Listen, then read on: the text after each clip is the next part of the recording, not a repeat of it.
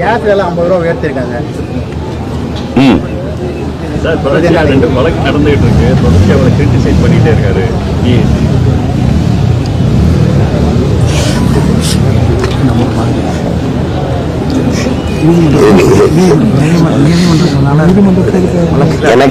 எனக்கு நிறைய வேலை இருக்கு. வேற நீங்க கேட்டது நல்ல கேள்வி. அது இது நீங்க அண்ணனை பார்த்து கேட்க கூடாது.